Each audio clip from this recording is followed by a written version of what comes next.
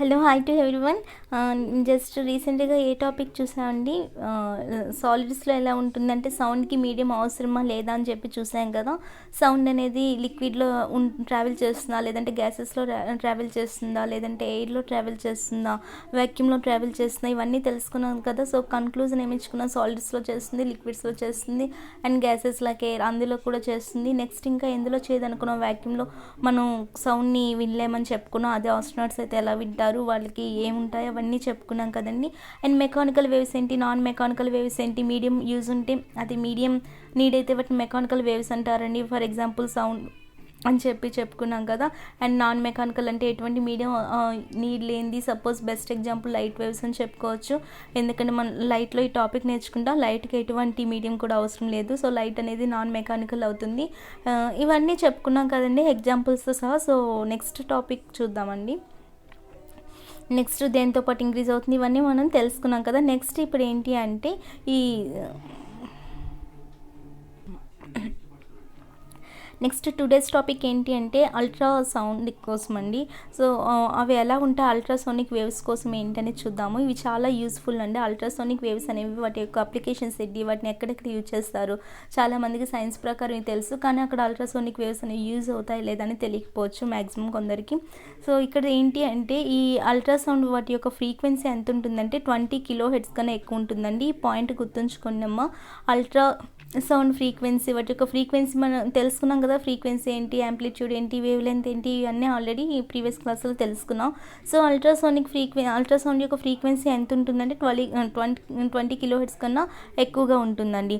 కాబట్టి వాటి ఫ్రీక్వెన్సీ చాలా హై అని చెప్తారు, హై ఫ్రీక్వెన్సీ ఉంటుంది. సో ఫ్రీక్వెన్సీకి వేవ్ లెంత్కి ఏంటి అంటే, ఫ్రీక్వెన్సీ ఎక్కువ ఉంటే వేవ్ లెంత్ అనేది తక్కువ ఉంటుందండి. వేవ్ లెంత్ అంటే లైక్ లెంత్ అనమాట. సో వేవ్ లెంత్ ఎక్కువగా ఉంటే ఫ్రీక్వెన్సీ అనేది తక్కువగా ఉంటుంది. ఈ రెండు ఒకదానికొకటి ఇన్వర్స్లీ ప్రపోర్షనల్ అండి. ఫ్రీక్వెన్సీ టైం ఎలా ఒకదానికొకటి ఇన్వర్స్లీ ప్రపోర్షనల్ కదా. ఫ్రీక్వెన్సీ ఈక్వల్ టు 1/టైం పీరియడ్ అని ప్రీవియస్ క్లాసెస్లో తెలుసుకున్నాం కదండి. ఫ్రీక్వెన్సీని ఎఫ్తో ఆర్ న్యూతో ఇండికేట్ చేస్తారు కదా. సో ఫ్రీక్వెన్సీ అనేది టైం పీరియడ్కి ఇన్వర్స్లీ ప్రపోర్షనల్ అనేది కూడా తెలుసుకున్నాం. అలానే ఫ్రీక్వెన్సీ అనేది దేనికి ఇన్వర్స్లీ ప్రపోర్షనల్ అంటే ల్యాండాకి ఇన్వర్స్లీ ప్రపోర్షనల్ అండి. అంటే వేవ్ లెంత్ ల్యాండాతోనే కదా ఇండికేట్ చేస్తాం. సో వేవ్ లెంత్కి ఫ్రీక్వెన్సీకి ఒకదానికోటి ఇన్వర్స్లీ ప్రపోర్షనల్. ఇప్పుడు ఇక్కడ హై ఫ్రీక్వెన్సీ ఉంది అల్ట్రాసౌండ్ వేవ్స్ కంటే, వాటికి వేవ్ లెంత్ ఎలా ఉంటుందమ్మా అంటే తక్కువగా ఉంటుందండి. అర్థమైందండి. ఇక్కడ ఇది ఒక రిలేషన్షిప్ గుర్తుంచుకోండి.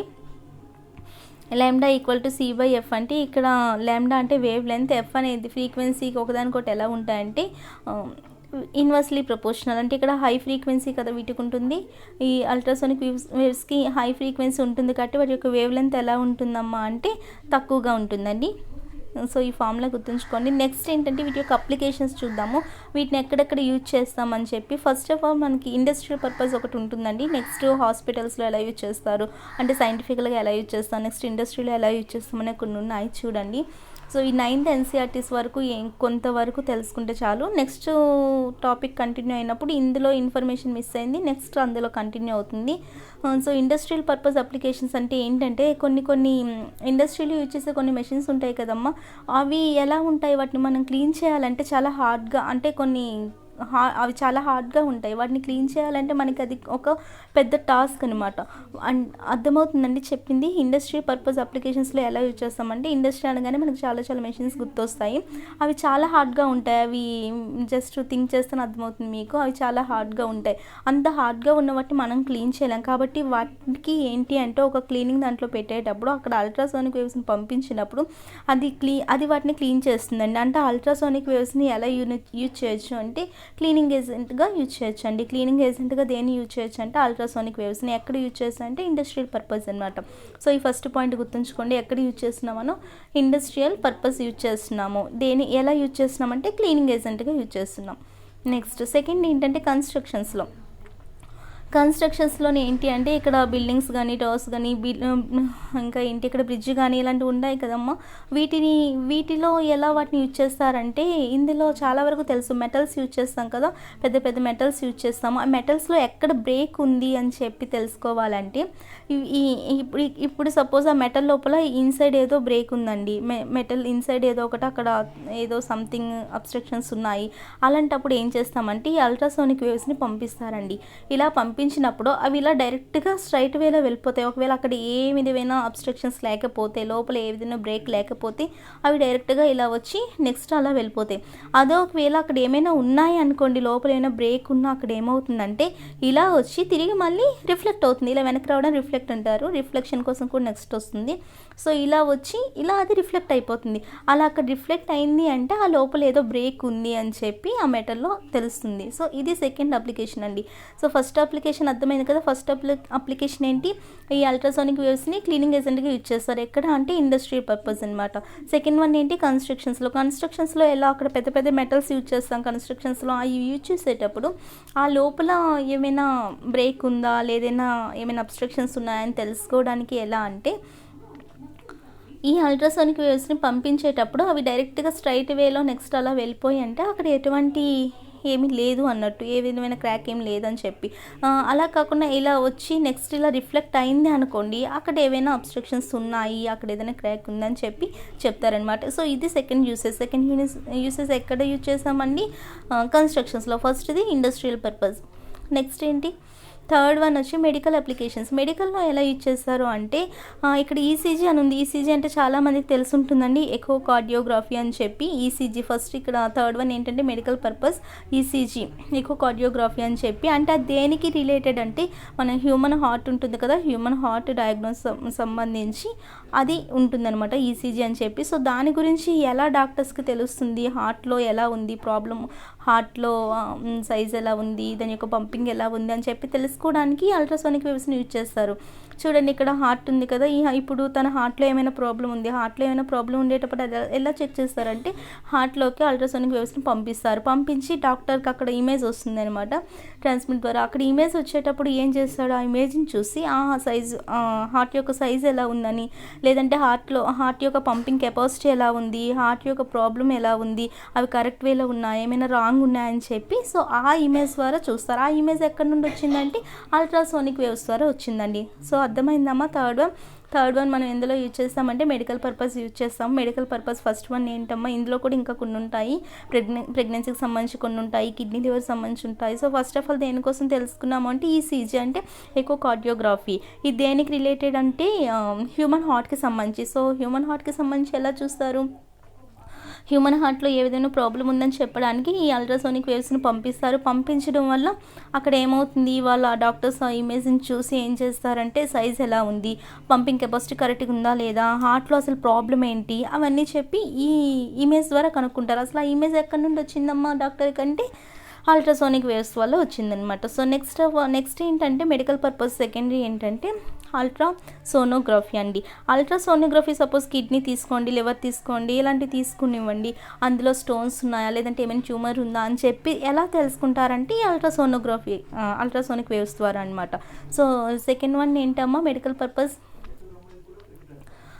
ఫస్ట్ వన్ అయితే హార్ట్కి సంబంధించి ఈసీజీ రిలేటెడ్గా ఒకటి నేర్చుకున్నారు. నెక్స్ట్ సెకండ్ ఏంటంటే మెడికల్ పర్పస్ అల్ట్రాసోనోగ్రఫీ. అంటే ఇప్పుడు కిడ్నీలో లివర్లో ఏమైనా స్టోన్స్ ఉన్నాయా అని చెప్పి తెలుసుకోవడానికి అల్ట్రాసోనిక్ వేవ్స్ని యూజ్ చేస్తారు. అది ఎలా అంటే సేమ్ లైక్ హార్ట్ ఎలా చేశారో అలానే అండి. అల్ట్రాసోనిక్ వేవ్స్ని పంపించినప్పుడు ఇలా ఆయనకి ఇమేజ్ అనేది అక్కడ కనిపించి అది జస్ట్ ట్రాన్స్మిట్ అవుతుంది. ట్రాన్స్మిట్ అయ్యాక అక్కడ ఇమేజ్ డాక్టర్ చూస్తారు కదమ్మా, ఆ డాక్టర్కి ఎలా వస్తుంది ఆ ఇమేజ్ అంటే సేమ్ అల్ట్రాసోనిక్ వేవ్స్ వల్ల వచ్చింది. సో సెకండ్ ఏంటి, థర్డ్ వన్ మెడికల్ పర్పస్ చూసాము, అందులోని ఈసీజీ కోసం చూసాము. నెక్స్ట్ వన్ ఏం చూసాము, అల్ట్రాసోనోగ్రఫీ కోసం చూసాము. నెక్స్ట్ ఏంటంటే అల్ట్రాసోనోగ్రఫీలో ఇంకా ఉందమ్మా, ప్రెగ్నెన్సీకి సంబంధించి తెలుస్తుంటుంది. సో అందులో బేబీ గ్రోత్ ఎలా ఉందని చెప్పి వాళ్ళు అది చూడడానికి కూడా ఈ అల్ట్రాసోనిక్ వేవ్స్ని యూజ్ చేస్తారు. అక్కడ ఇమేజ్ కూడా డాక్టర్కి ఇచ్చేది ఏంటంటే ఈ అల్ట్రాసోనిక్ వేవ్సేనమ్మా. సో అర్థమైందండి. ఇంతవరకు వీటి యొక్క అప్లికేషన్స్ నేర్చుకున్నారు కదా. సో ఫస్ట్ పర్పస్ ఏం నేర్చుకున్నారు ఒకసారి ఇక్కడే రివైజ్ చేస్తున్నా చూడండి. ఫస్ట్ పర్పస్ ఏంటమ్మా, ఇండస్ట్రియల్ పర్పస్ నేర్చుకున్నారు కదా. ఇండస్ట్రియల్ పర్పస్ అంటే ఎక్కడ యూజ్ చేస్తారో అక్కడ పెద్ద పెద్ద హార్డ్ మెటీరియల్స్ ఉంటాయి, వాటిని మనం క్లీన్ చేయలేం కాబట్టి క్లీనింగ్ ఏజెంట్గా దాన్ని యూజ్ చేస్తాము. సెకండ్ వన్ కన్స్ట్రక్షన్స్లో అనుకున్నాము. కన్స్ట్రక్షన్స్లో ఎలా అంటే అక్కడ మెటల్స్లో ఏమైనా అబ్స్ట్రక్షన్స్ ఉంటే అది ఎలా తెలుస్తుంది, అది అల్ట్రాసోనిక్ వేవ్స్ని పంపించేటప్పుడు అది తిరిగి రిఫ్లెక్ట్ అయితే అక్కడ ఏమైనా ప్రాబ్లం ఉందని చెప్పి అది చెప్తుంది. నెక్స్ట్ థర్డ్ వన్ ఏంటి, మెడికల్ అప్లికేషన్స్లో ఫస్ట్ వన్ దేనికోసం నేర్చుకున్నాం, ఈసీజీ కోసం నేర్చుకున్నాం. సెకండ్ వన్ అల్ట్రాసోనోగ్రఫీ అని అని చెప్పి తెలుసుకున్నాం. థర్డ్ వన్ ఏంటమ్మా? థర్డ్ వన్ ఇంకా అంతే, అల్ట్రాసోనోగ్రఫీ. నెక్స్ట్ ఏంటంటే సోనార్ అండి. సో సోనార్ ఏంటి అంటే మీకు అందరికీ తెలుసు మ్యాక్సిమం. సోనార్ అంటే అక్కడ అబ్రివేషన్స్ ఎస్ఓ అంటే సౌండ్ అని, ఎన్ అంటే నావిగేషన్ అని, ఏ అంటే and R ranging.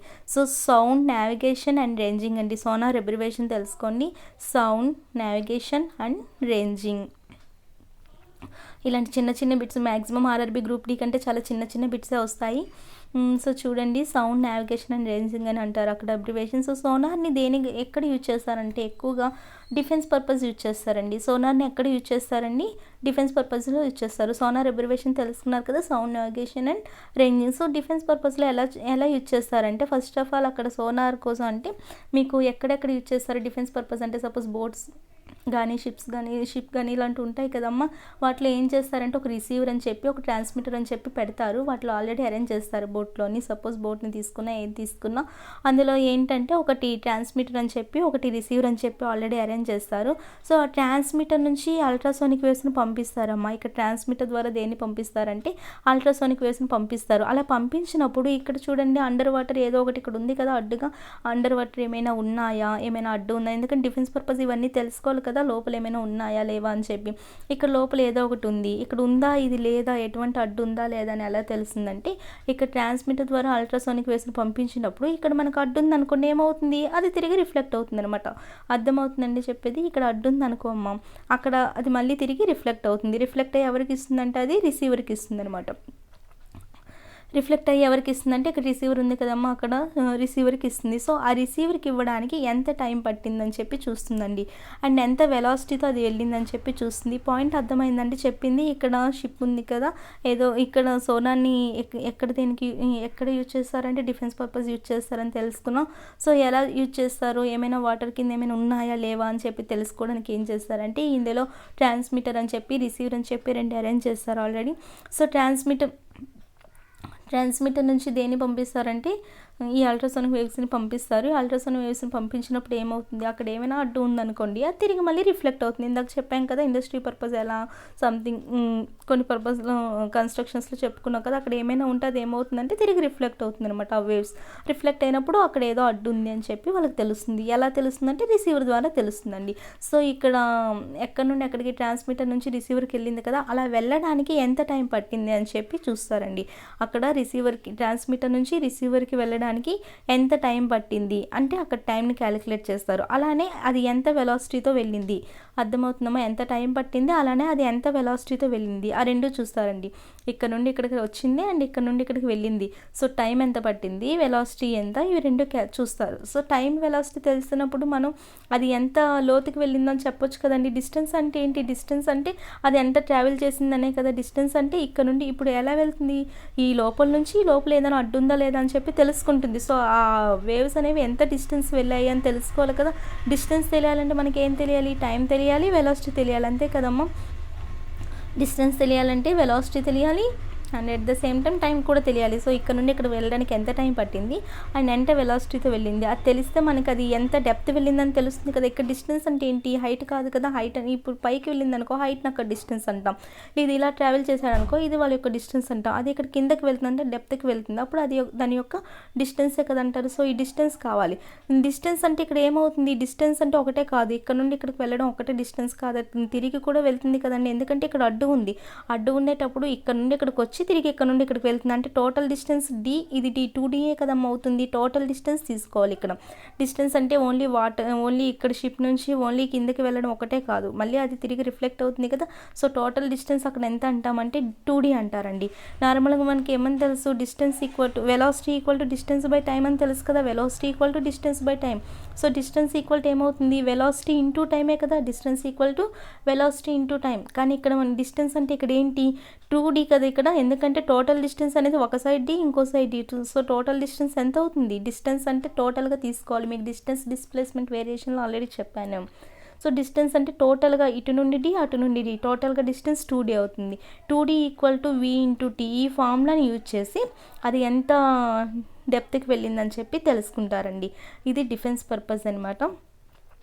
So next last topic అండి, రిఫ్లెక్షన్ ఆఫ్ సౌండ్ అని చెప్తారు. సో నెక్స్ట్ టాపిక్ ఉంది, అది జస్ట్ ఒక 5 minutes 10 minutes టాపిక్. అది అయిపోయిన వెంటనే నేను మీకు ఒకటి group D previous papers next mass topic ఉంది, అది చేసినండి. కెమిస్ట్రీ టాపిక్ కూడా మీకు 9th ఈ రోజుతో 9th ఫిజిక్స్ అయిపోతుందండి ఇంకొక వీడియోతో. నెక్స్ట్ ఏంటంటే 9th కెమిస్ట్రీ ఫస్ట్ టాపిక్ వచ్చి మ్యాటర్ స్టార్ట్ చేస్తున్నాను. 9th కెమిస్ట్రీ అయ్యాక 9th బయాలజీ, దాని తర్వాత 10th ఫిజిక్స్కి వస్తానమ్మా. అండ్ ఇవి చేస్తూనే మీకు ఆల్రెడీ ప్రీవియస్ పేపర్స్ చేస్తాను. సో నెక్స్ట్ వీడియోతో మీ ముందుకు వస్తాను అండి. I love you, take care.